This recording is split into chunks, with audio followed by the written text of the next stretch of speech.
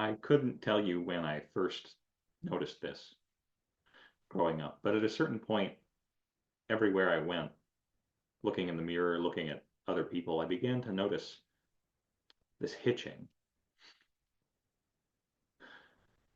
this halting, this constriction, coagulation, compression in sight, in sound, in the body. And I could see it working in the other people around me. I didn't have words for it, I didn't have a name for it, but I could notice that it was taking root, taking hold. And when people would speak, and eventually when I would speak, I would notice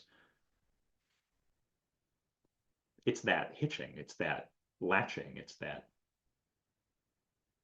grasping. That's what's speaking. You could see it in how people moved, how they spoke, what words came out of their mouth. You could see it in the way that they furrow their brows and ponder before something comes out.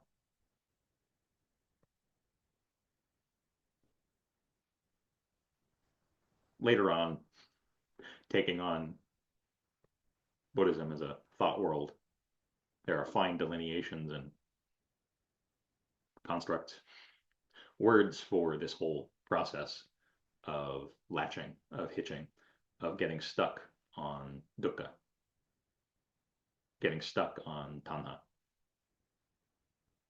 inhibited, impeded, caught. Caught in what? Caught.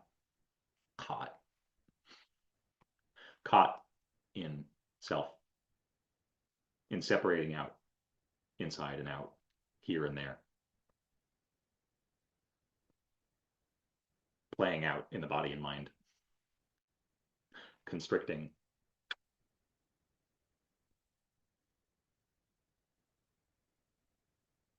Passing along in the constriction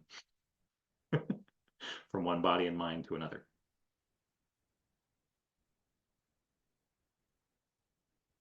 People getting attached to the binds that they find themselves in, making them their own, adding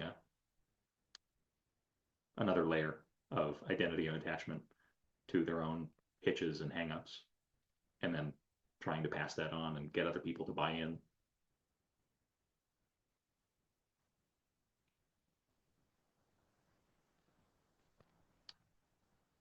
So, as a preamble, what I wanted to talk about before that came out was really going for it in practice. I mean, really getting down to the bottom, breaking through and breaking open.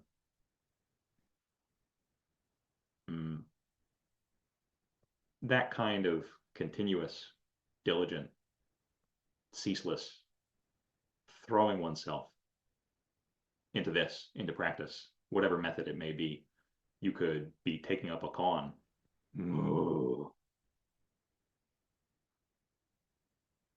Meticulously observing the fine fluctuations of sensation, body, mind, sight, sound.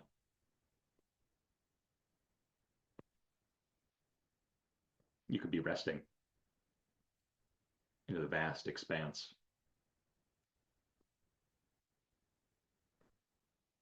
Recognizing selfless, timeless awareness as the essence and display of. Doesn't really matter what the method is. The point that I'm trying to point to is rolling everything into practice from the absolute instant of waking up until the last moment of awareness fading out at night and through dreams, dreamless sleep if that's accessible, which comes through this kind of rolling everything into practice, moment after moment after moment after moment after moment after moment.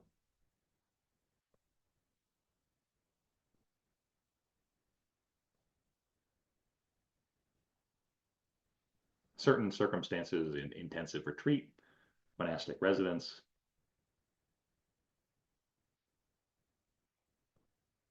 a kind of renunciation with regard to activities other than some kind of formal practice makes it easier to fall in and to carry through,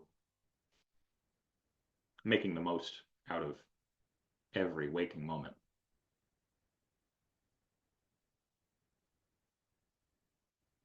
Until eventually there's an unbroken continuity of practice.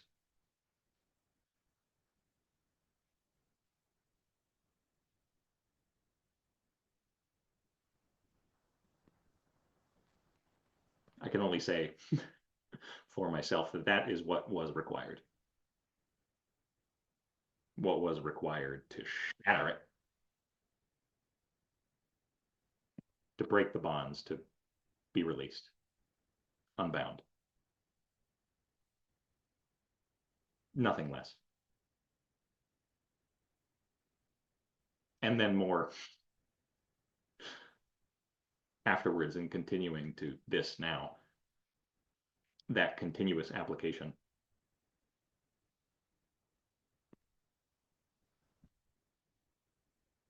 Whatever remains, whatever straying, deviation from, or acting, speaking, moving from the residue of clinging. There's no end. No end to practice. There is an end to separating oneself out, to bifurcating between I and not I, to falling into that polarity. That can come to a complete end.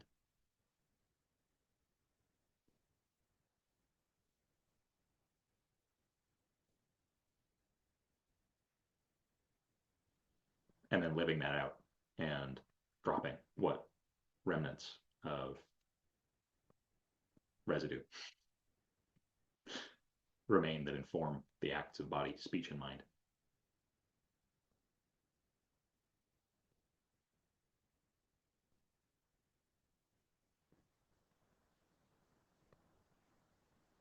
So I wanted to record something, put it out there to encourage, if this calls to you, if, as in the commentary to the Mukon, for example, if there is a red hot iron ball burning, there's more than this. There's something deeper here. This can't be how it is. There's something, there's that itch, that knowing that might be very difficult to put words to or form a concept around, that misses it.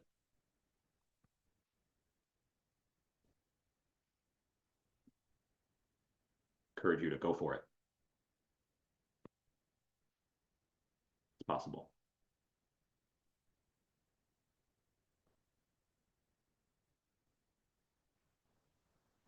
What binds this body and mind? It can be undone.